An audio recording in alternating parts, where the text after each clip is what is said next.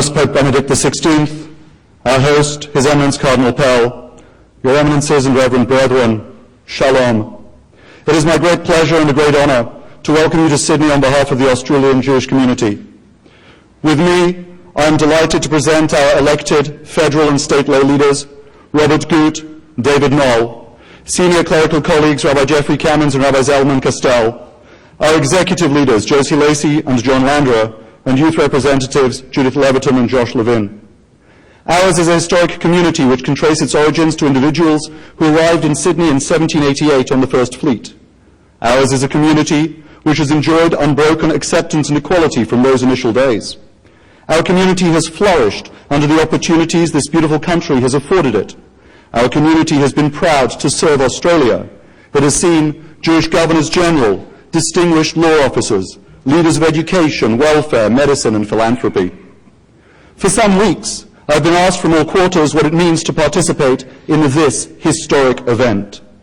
There is, of course, delight in any encounter with a person of great stature who has devoted so much of his life to the spiritual enrichment of our world. On a very personal level, I am bound to reflect that my grandparents, who were born in Berlin, had to flee from there just 70 years ago, and their parents, grandparents, and siblings perished. And so when I am asked what it means for me to participate in this historic event, my very first reaction is that for them and for their generation, such an encounter as today's would have been unthinkable. It would have been quite beyond their imagination. So here we are in what is a different world, and in this respect a far better world. It is a world which has become enriched and improved to a great part through the endeavors and enterprises of you and your worthy predecessors at the Vatican. We recall in particular the humanity and wisdom of Pope John XXIII and Pope John Paul II. We reflect upon the landmark of Nostra Aetate, whose 40th anniversary we celebrated in October 2005 at my synagogue, the Great Synagogue just across the park. It was our pleasure then to host a number of your distinguished cardinals, amongst them Cardinal Cassidy, whose personal contribution to interfaith work and whose excellent relations with our Jewish community have helped to chart these new, positive and fraternal paths. We recall, too, the significant acknowledgement by your predecessor that anti-Semitism is a sin with no place in Catholicism, no place in civilization. We welcome his endorsement that at all levels of Christian instruction and education, be it teaching, preaching, or dramatization, Catholic teaching presents Jews and Judaism in an honest and objective manner, free from prejudices and without any offenses, an awareness of our common heritage, to uproot the remains of anti-Semitism amongst the faithful. Your Holiness, our Jewish liturgy contains blessings for seeing powerful leaders and great scholars. We bless God who has imparted of his glory and his wisdom to flesh and blood. What do we mean he's imparted of his glory? When God gives of his glory and his wisdom, it is no empty gift. God's glory and wisdom are purposeful and focused. They are a mandate and a charge. Though entrusted to us, they should remain his wisdom and his glory.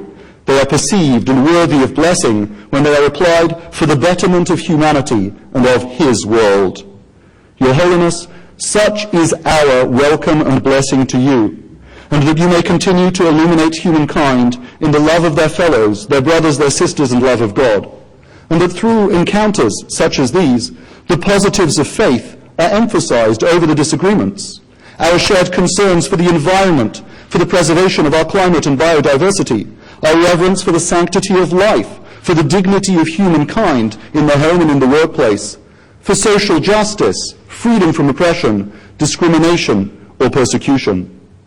Our faiths teach that we are all children of one body cast in God's image. Our two faiths revere that moment almost 3,500 years ago, when the people of Israel heard the voice of God at Sinai. There, he entrusted us with the mission and the message of holy living and the celebration of God in all aspects of our lives and to share it with our world. Though we may differ profoundly in the details or interpretations, our shared points of origin should bind us together with an amity which is greater than the discord from our point of departure and our points of disagreement. Your Holiness, Faith is a teacher, a healer, and a wellspring of peace. The Catholic community's celebration of World Youth Day, the magnificent program and enthusiastic participation by so many, highlights the continuing significance of faith in our world and among its youth. They have come in their hundreds of thousands to be close to you, and they shall leave richer and wiser, infused with the messages you impart. Today's encounter reflects Your Holiness's commitment to our ongoing dialogue. It is my prayer that its witnesses will learn from it not only that faith is alive and relevant and that it wears many robes, may they also learn from you that faith is about respect for the humanity in us all, respect for the soul with which God has endowed each one of us, that we are born, each of us, in the image of God, whatever creed and whatever color. Our scriptures elaborate on the love of our fellows, our neighbors, and the stranger. Our world is shrinking and draws us all closer. For the sake of humanity, we must turn the strangers into our neighbors and our neighbors into our friends.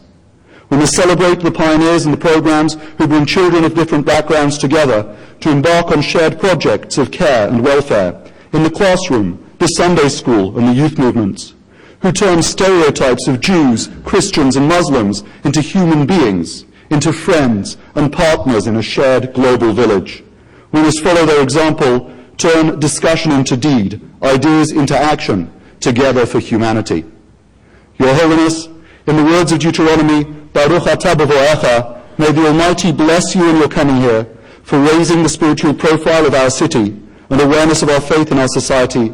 U'baruch atah b'tzetecha, may you be blessed upon your departure to return to your home in health. There, may you continue your dialogue with our religious leadership, with the rabbis and scholars who have facilitated the last 4 decades of historic rapprochement. When our time comes, and our souls meet the souls of those who came before, I think of my grandparents and great-grandparents. They will see that we were fortunate to live in better times than they. May they also see as our legacy that we have made our world an even better world for our children and all of God's children, and that through our endeavors we have made God's name greater for all humanity. Your Holiness, on behalf of the Jewish community, it is my honor and my pleasure to welcome you to Sydney.